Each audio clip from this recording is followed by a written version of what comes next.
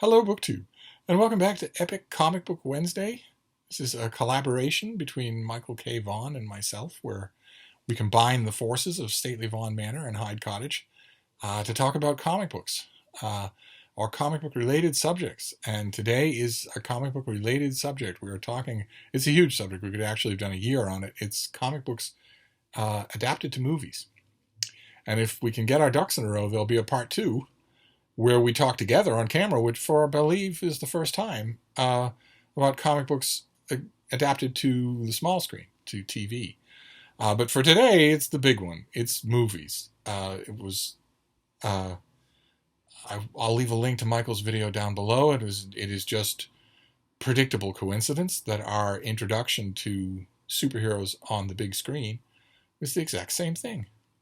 At 7 years old, we both watched the exact same thing. We watched Superman on the big screen. Yes, indeed. And there were amazing parts. There were utterly amazing parts. There's a scene where Superman hears dogs bang and gunshots and says, "I've got to go." He's standing there in full view with other characters in the frame, and he leaps into the air on camera. Utterly unbelievable. Done with wires, but done so well that my little boy eyes were stunned. Absolutely stunned. And there's also a huge tracking shot that's filmed from over his shoulder, flying down a main street of a city, looking at the crowds below him that are not superimposed on film. They're in the same frame. In other words, I finished watching Superman and the Mole Men and said, I believe a man can fly. It was state of the art. It was absolutely amazing. And that was my first exposure to superheroes on film, to superheroes in the movies. Was my favorite superhero, done fantastically. Not only Superman, who was played by George Reeves, and as the greatest Superman who has ever been, a Superman who does seem like a force of nature, a Superman you don't morally question, and who is never going to have any moral questions of his own, for Pete's sake. But also the supporting cast, who are all great. You got a bunch of great a bunch of great character actors to play everybody from Lois Lane, the greatest Lois Lane that's ever been put on film, to all the bit players. The story is that a town has sunk a mine shaft 6 miles down, and that unprecedented depth has disturbed the natural habitat of mole people who ascend the shaft to find out what's going on, to find out essentially why they've been attacked, and maybe can they make peace. But the local townspeople think of them as monsters. And Clark Kent and Lois Lane go to the town to examine, to chase the story. I'm blanking right now on the actress who plays Lois Lane. Is it Phyllis Coates? She does a great job. But they go to town and try to examine things and try to talk sense into the townspeople, saying, you broke into their world. You don't have any direct evidence that aside from fearful encounters, they are dangerous to you. You don't know that. Let's calm down and think reasonably. And the townspeople are having none of that. Absolutely none of that. And it's thrilling. From start to finish, it is wonderful. It's murkily filmed, intentionally so. But there are scenes that are great. Absolutely great. In a way that just doesn't happen anymore. In a way that writers, almost immediately after that Superman movie, stopped being comfortable have Superman behaving. There's a great scene where the crowd has gathered outside the sheriff's office, of course, the standard thing in an old black and white movie. They've gathered as a mob outside to drag one of these creatures is inside the building. They want to drag it out and kill it. And the sheriff says, no, you won't, and they brutalize him. They start to beat him up. Lois Lane is furious and starts to attack the men around her. They grab her, and she's calling them cowards. And then Superman shows up. He was inside all along. He walks out the door, closes it behind him, and tells the mob, you have to calm down. One of them yells out to their leader, put some lead in him, And Superman says, that didn't work before, and it's not going to work now. And one of them takes a shot, and it barely misses Lois Lane. And Superman says very sternly, you have demonstrated to me that you are not responsible enough to have guns. So I am going to take them away from you. And he proceeds to do that. Just wades into the crowd and disarms them. Literally disarms them. George Reeves had the physical presence, the physical dignity to play Superman. Did an amazing job, both in Superman and the Mole Men, and also for the Adventures of Superman. One of the greatest TV shows ever made. And one of the greatest TV incarnations of superheroes ever done. But we'll discuss that at greater length when we talk about TV. And the visual effects, effort was put into them. The flying was believable. In a couple of scenes, the flying was believable. Now, the Superman movie that Michael K. Vaughan was talking about was Superman the movie, done by the Salkind brothers, who paid a mint to get the rights to do it, and quickly showed that that money was poorly spent. They should not have been let anywhere near Superman. But nevertheless, it's a charismatic enough movie with Christopher Reeve, no relation to George Reeves, as Superman. A very willowy, boyish Superman. That was one of my problems with it when I saw it in the movie theater. I thought, well, okay, Christopher Reeve had enormous amounts of acting charisma, just amazingly so. The one sure way to know that is that it's every bit present even decades later when he guest stars on Smallville, a TV show about Clark Kent as a teenager in Kansas. At the time, Christopher Reeve was completely paralyzed, and the charisma is still there, so that you know that he had it in buckets. He had it to spare, but nevertheless, he had a mildly committed weight training program to get ready to be Superman. But even in the movie theater, I thought, if you look like I can take you, then I'm not going to believe it. I'm not going to believe you as Superman. And oddly enough, that trait would crop up again on film Superman. That was not the last time we would see a kind of effete Superman. But he does a great job as both Superman and Clark Kent. I'm not a fan of Margot Kidder as Lois Lane. Her Lois Lane is kind of a moron. And Phyllis Coates, that's the actress. The real Lois Lane is not a moron. That's the very point of her, is that from the beginning, she's not a moron, despite the fact that she can't tell that Clark Kent and Superman are the same person. She's, from the very beginning, from Action Comics, from the very beginning, 80 years ago, she's portrayed as a competent working woman. Except when Margot Kidder does her, where she can't spell better than an 8th grader, and seems too dumb to be the star writer for the Daily Planet. She seems too dumb to have that position, and that's always fatal. If you don't believe that, then you're not going to believe anything else. But it also had Gene Hackman chewing the scenery as Lex Luthor, and the movie's director decided to give him comic relief rather than have him be a mustache-twirling villain. They give him a bumbling assistant named Otis, who's played by Ned Beatty. Ned Beatty is the highest compliment you can pay him is that he's not very convincing as a stupid person, because he was really, really smart. And I still loved when I used to go on long car rides with friends in Iowa or Texas or wherever. I love to break out his line, "Are we going to Addis Ababa, Mr. Luthor?" And of course, the other part of the comic duo has become legendary, and that is Miss Tessmacher, his secretary, Miss Tessmacher. There's that decision. The movie spends a lot of time on Superman's origin story. Very famously, Marlon Brando was paid a shed load of money for 7 or 8 minutes on screen.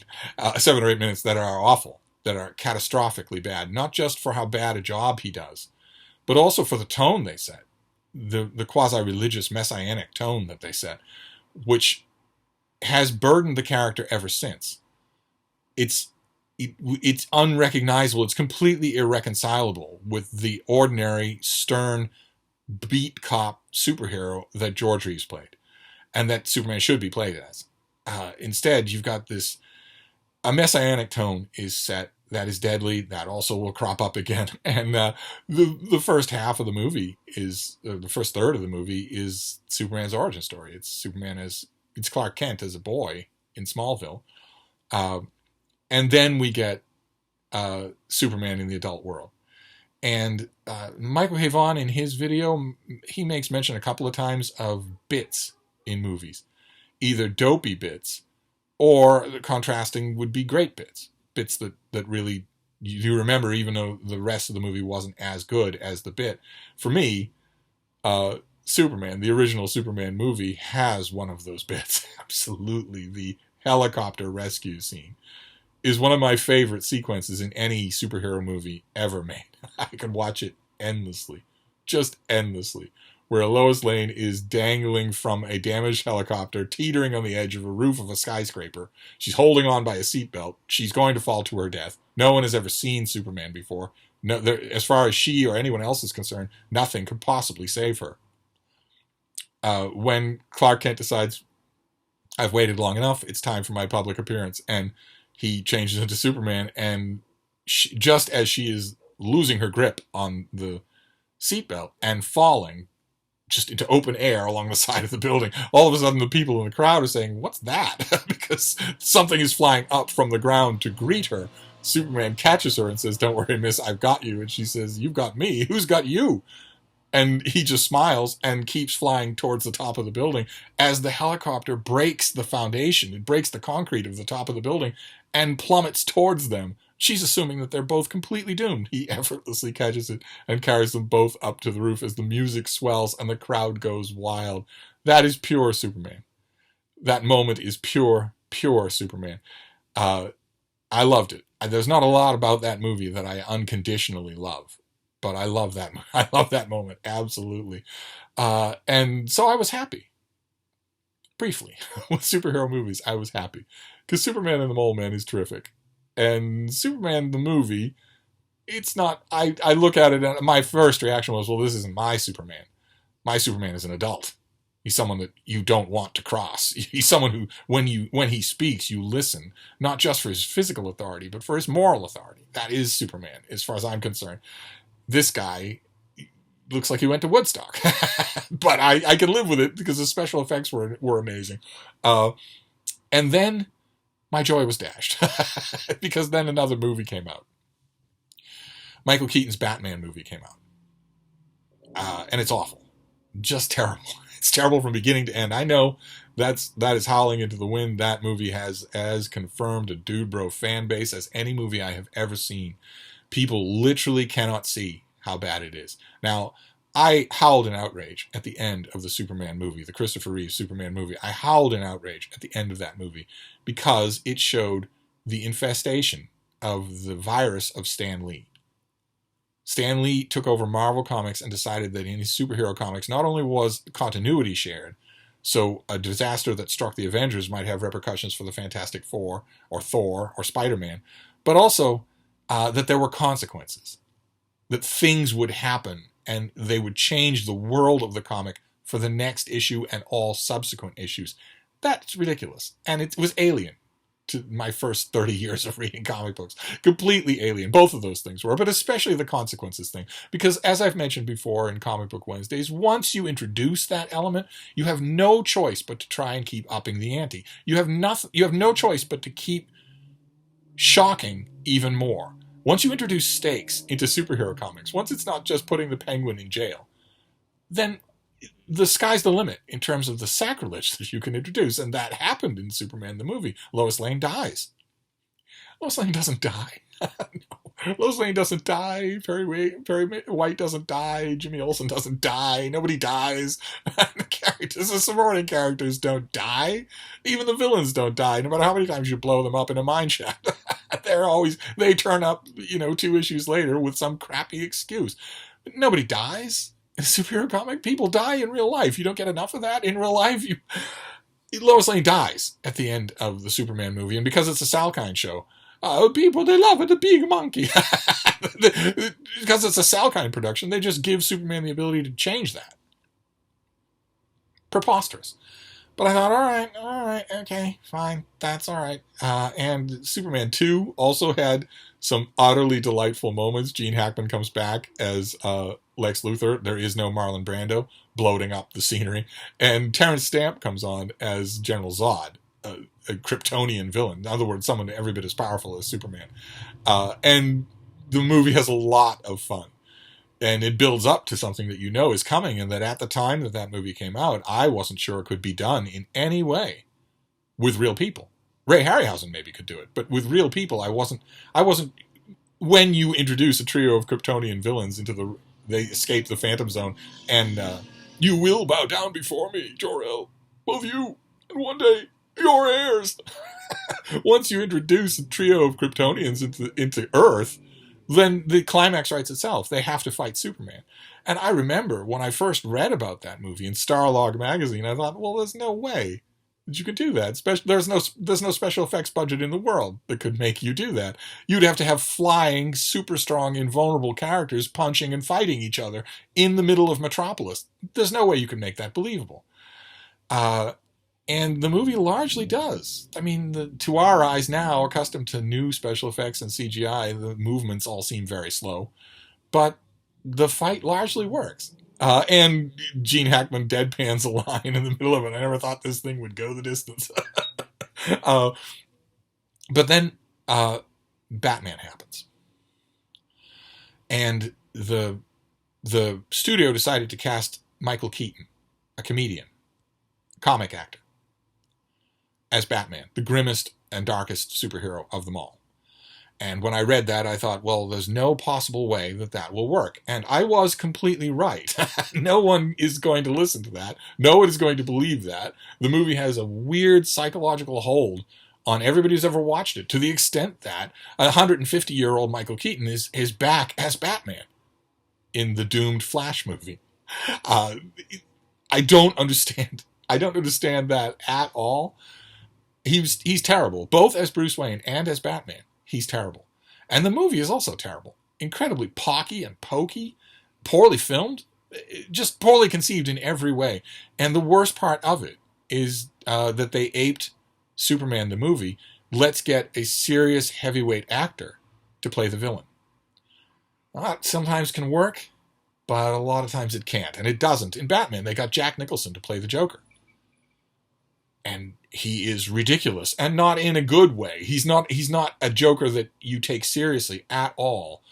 It's just a horrible, horrible, hammy, dumb performance from start to finish.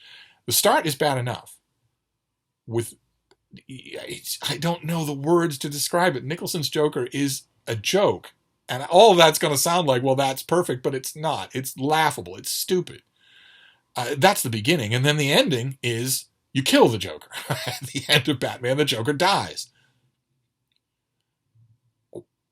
When you don't do that, as I said already, you don't kill anybody. If you want us to think that the Joker is dead, if you want Batman to think the Joker is dead, there are plenty of ambiguous ways that you can do it. Instead, the Joker falls off a high-rise building, and when we next see him, he is visibly dead, and he has also made a Joker-style imprint 6 inches into concrete, which is not how falling bodies hitting concrete works, but that's all right. There's no doubt about it. There's no ambiguity. He's just dead. And I watched this in the theaters back in the 80s, and I thought, you don't kill the Joker. You don't kill anybody. What on earth? You don't kill Lois Lane, even if you're going to dopily bring her back, and you don't kill the Joker. You don't kill anybody. But that was the first Batman movie. Ridiculous. Portentous. Just a misfire in every way, and yet beloved. And it also spawned sequels. We also got sequels out of the Batman movie. And there were only a couple of worthwhile additions to the Batman movie mythos that came out of those sequels. I am never going to object to a 20-something Chris O'Donnell in skin-tight black latex, but that's not going to save a movie. In my opinion, one half of my heresy here is in saying that the Michael Keaton Batman movie is terrible. I don't know why it's venerated. It's awful. A horrible realization of the character, and bad acting and performing everywhere. And I guess as long as I've made that heresy, I might as well make the ultimate follow-up heresy, which is the final Batman movie, Batman 4, the George Clooney, Arnold Schwarzenegger as Mr. Freeze movie is wonderful. It's fantastic. It's hilarious. It doesn't take itself seriously at all. And the first time that Schwarzenegger's Mr. Freeze as a villain appears, he's an ice-related villain from the Batman pantheon. And when the first time he shows up, he makes a dumb, very labored ice and cold related pun. And I remember I was watching it in the theater, and I was thinking, okay, well, it's Arnold Schwarzenegger, and Schwarzenegger has comic flair. People don't usually realize that about him, but he does. He has a lot of comic flair. He has a good comic presence on the screen, considerably more than the comedian Michael Keaton. So I was watching it, and I was thinking, okay, well, you can do one of those. Nobody's going to fault you for that. And when the movie was over, I realized not only did they not just do one of those, they did literally all of them. Every ice and cold related pun that anyone in the writer's room could think of, they did. There are about 50 of them. but that at least was a little serious and had a more believable actor as Batman. Also, an earlier Batman sequel had Val Kilmer as Batman, and that worked fairly well. That Val Kilmer worked better as Batman than Michael Keaton did, better as Batman than George Clooney as well. But that was on the DC side. And the whole time that was happening, I was thinking, well, all right, what about other DC characters? A whole bunch of other DC characters you could do. And there's a whole bunch of potential there that didn't get really realized. Instead, we have to move over to Marvel. Because Marvel characters, Marvel properties took a few swings at bat. There were a couple of Fantastic Four movies with Ewan Griffith as Mr. Fantastic and Chris Evans, Boston's own Chris Evans as the Human Torch, that I thought had very good moments. They had very good moments. They were fatally hamstrung by some bad casting and some really, really, really bad writing. But I thought, again, there were good moments. There's a bridge rescue scene in the first Chris Evans Fantastic Four movie that is well done. Not as well done as it could be considering the budget, but still well done.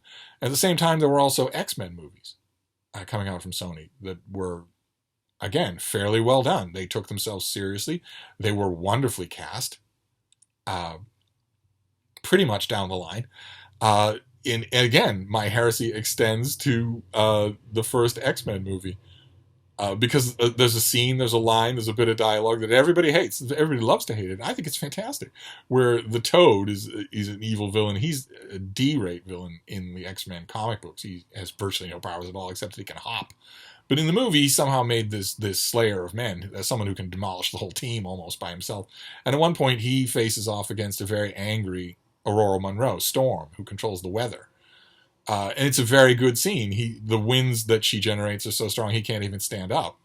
And she says, "Do you know what happens to a toad when it gets struck by lightning?" And she follows up. He can't answer her because he's using his tongue to hold on to a railing. she follows her up her own line by saying the same thing that happens to everybody else. And then she strikes him with lightning, and it obliterates him. I think that's good. Nobody else likes that, but I do. And there were sequels to the X-Men movies that got more convoluted, but always had moments. There were always moments. Moments, and by a moment, I mean something where someone like me, a fan of these things, could look at it and say, okay, that's spot on. That's exactly right. There were no moments like that in the Michael Keaton Batman movie. Not one single one. But in, for instance, the Val Kilmer Batman movie, the sequel that has Val Kilmer in it, I think that's Batman 3, there's a scene where he's talking to Chris O'Donnell's Robin about vengeance, about seeking vengeance. That you think that it's just this one person that you're seeking vengeance on, but it won't stop there. And largely because Val Kilmer is a good actor, it works. That scene really works. It makes you automatically think about Bruce Wayne and a lifelong quest carved out of vengeance. And the same thing is true in those X-Men movies. There are always great moments. You've got Patrick Stewart, first of all, as Professor X. You've got Ian McKellen as Magneto. But you've also got Hugh Jackman as Wolverine. And you get that together with a whole bunch of other people, and you'll get great moments. And there are great moments in those X-Men movies. But eventually, somebody along the line, whether it's, whoever it is, thought, well, what about a whole movie that evoked that feeling? Instead of fans looking at these things that we're making and saying, okay, well, that moment worked really well. The Superman helicopter moment is perfect. Instead of moments like that, what if the whole movie made them think that? Wouldn't that be great? I mean, wouldn't that engender a lot of loyalty and a lot of love in the product? And eventually we got that. I mean, I would argue that there was a lot of good stuff in the Blade movies, which are sort of overlooked in Marvel continuity, in Marvel cinematic continuity. The fight sequence between Blade and Dracula in Blade 2, I think, or Blade 3, is incredibly good and really shows the growth in CGI. I watched that fight scene in the movie theater, and all I could think about was Superman 2. But eventually, somebody decided to try to make a movie that is all moments, where the fans of the stuff, where the general audience will be pleased, but the fans of the stuff will look at it and say yes. And that was Robert Downey Jr. as Iron Man in the first Iron Man movie. Iron Man was the third. It wasn't a very popular character when that movie came out. I think that's why the showrunners and the director thought maybe they could take some chances, and they did, and it worked perfectly. And it kicked off a cinematic achievement that has never been rivaled since and will never be rivaled again. Imagine a story arc, a shared cinematic universe with a story arc that extends over 20 movies and has a legitimate beginning, a legitimate middle, and a legitimate ending. And the ending is epic. The ending of Avengers Endgame is amazing. Avengers Endgame, just as a movie from start to finish, is amazing. Just incredible from start to finish. You don't know what's going on if you haven't invested in the cinematic universe that comes before it. But that's the way the comic books are now, thanks to Stan Lee. Unfortunately, Marvel's triumph was not reflected over at DC, where it's still the rule of little bits. Generally, the rule of little bits. Superman was revived. First by Bryan Singer, again with a willowy Superman. I'm going to reserve comment on the casting choice and the reasons behind it. Considering the director, I think that's only the diplomatic thing to do. But the movie is a disaster. It's just a disaster. And there was a sequel. And then years later, you have another actor. You have Henry Cavill, who at least looks the role. He has the kind of George Reeve dignity and reserve that I'm talking about. But they were horribly filmed. They were filmed in the dark, at night, or in black and white. And they were once again heavily freighted with messianic imagery. It's not a question of Superman stopping crimes. It's a question of Superman redefining humanity. It's every bit. The studio had every opportunity to junk that. Just get rid of that Salkind nonsense and start fresh with a superhero who wants to help people. And instead, you've got Russell Crowe reciting more religious dogma about how Superman is basically a messiah. And those movies are leaden and largely not good. They have moments, but they are leaden and largely not good. They're overloud, they're incredibly homicidal, they're incredibly violent, and that bled over into Justice League. I finally got Justice League on the big screen. But did I enjoy it? No, not aside from individual moments, little moments here and there. And when you're talking about DC Comics on film, I think the greatest moment in the modern era, nothing will ever replace that helicopter catch for me, but the greatest moment, I think, the greatest sequence in a DC comic in the modern era is the famous No Man's Land sequence in the first Wonder Woman movie, where it takes place in World War I, and Gal Gadot's Wonder Woman doesn't understand the concept of no man's land, where the enemy's over there and you're just stuck here and you're not going to try to reach them because you'd all get shot dead. So she decides to just walk out into no man's land on her own and force the enemy trenches alone, while all of the men in her trenches are yelling for her to come back. And the director clearly meant it. The director's a woman in a man-dominated field. She clearly meant, no man's land to mean something more. But boy, oh boy, does she direct the hell out of that sequence. And the director of photography does a fantastic job. It was iconic before the first audience had walked out of the theaters of the first showing of the movie, and it still remains iconic. No matter how bad the Wonder Woman sequel might be, that moment is incredible. But unfortunately, there's nothing really like that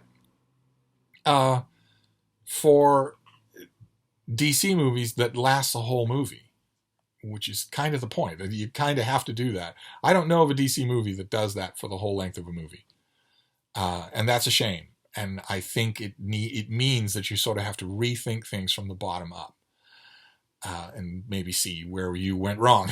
That would be great. There are long stretches that are really good in the Aquaman movie, Jason Momoa's Aquaman movie, but not the whole thing. Not in the way that, for instance, Captain America Winter Soldier, that doesn't put a foot wrong for 2 hours. You're loving it. All the different emotional registers for 2 hours. The closest, it's always Marvel that does it. DC really hasn't done that on the big screen.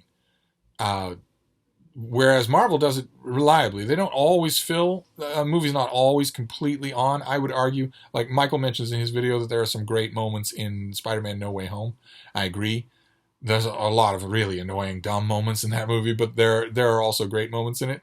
I think as far as Spider-Man comes, I mean, Michael also mentions that in the first Tobey Maguire Spider-Man movie, again, drastic miscasting, but in the first Tobey Maguire Spider-Man movie, there is a famous web-slinging scene. And every Spider-Man movie since then has given us a web-slinging scene, which is just Spider-Man web-slinging through Manhattan. And the web-slinging scene in that first Tobey Maguire movie is fantastic. Just fantastic. And then the second movie, Spider-Man 2, is great from start to finish. It's Spider-Man versus Dr. Octopus. It's a fantastic, funny movie that never really lets up, and it has some amazing visuals in it. And that also has a great sequence. Not quite as great for me as Superman catching the helicopter, but the sequence where Doc Ock destroys the controls to a runaway subway car and Spider-Man has to stop it, or everyone's going to die. Or it's gonna go off the end of an unfinished track into the Hudson River. When Alfred Molina's Dr. Octopus rips out the controls of the subway and then says to Spider-Man, "You've got a train to catch." That's awesome. But for me, as far as a movie goes that is all perfect, that doesn't lapse, that is just terrific, like I would argue Captain America Winter Soldier or the original Iron Man, I think that it would be an animated movie, Into the Spider-Verse, where the main character is Miles Morales, not Peter Parker. There's a Peter Parker in it, but the main Spider-Man is a teenage Miles Morales. I think that movie just works so well. Just so incredibly well. I love it. I think it's an absolute classic. I don't know why we don't get more animated movies, superhero movies like that. It seems so natural to me. If you'd have told me when I walked out of Superman the movie, or Superman and the Mole Man, if you'd have told me when I walked out of any Superman movie that the future of superhero movies would be live action, I would have said no. Well, the cartoons, the animated movies will just get better and better. They'll become unbelievable. But it won't be live action. There's no way you could do that. There's no way you can reproduce the action of a comic book with live actors. Then, I'm thinking that, and then I think about the final fight scene in Avengers Age of Ultron, where the camera is very intentionally showing us an almost fresco-esque action sequence where the action is all happening at the same time in a multi-different layers, just where the director of photography is just sort of saying, hold my beer. This is as good as it gets. So I think it still makes things needlessly expensive. I think of Into the Spider-Verse, how horrible that would have been if it had live actors in it. Instead, you get visuals that no live actor can do. I don't know of any movies like that on the drawing board for any studio, except maybe a sequel of the Miles Morales movie. But that brings us up to the present day, unfortunately. That brings us up to Marvel Phase 5, Phase 4 or Phase 5, and the latest DC offerings, which seem to be permanently on hold because one DC actor has gone on a crime spree, a psychopathic rampage, and another DC comic superhero actor is now the most hated woman in the world. So, that's the price you pay when you have live actors on the screen as your superheroes. You get their baggage. Cartoons don't have baggage. But for Marvel, the movies are incredibly uninteresting. They are incredibly boring, and I don't see that changing anytime soon. I'm going to end this video the same way that Michael K. Vaughan ended his, by diplomatically refusing to even talk about Thor: Love and Thunder. But if we get to do a sequel, we will talk about superhero stuff on the small screen. I don't know if we'll do it on this channel or on his channel, but I'll be sure to let you know. So I'm going to wrap this up. But I'll see you soon. Thank you, BookTube.